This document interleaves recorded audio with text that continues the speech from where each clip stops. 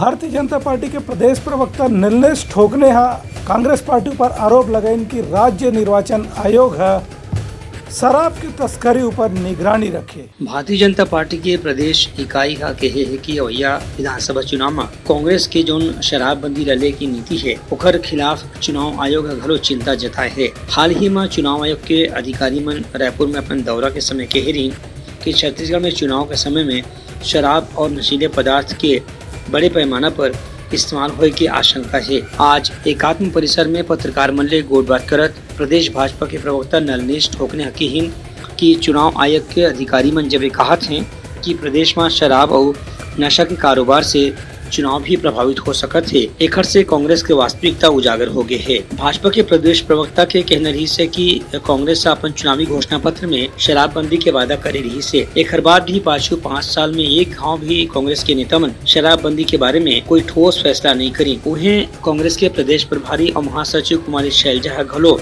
अपन पाछू दिन के छत्तीसगढ़ दौरा में कह रही से कि छत्तीसगढ़ में शराबबंदी के कोनो आवश्यकता नहीं है। एकर से कांग्रेस के भी वास्तविक चरित्र उजागर हुआ थे।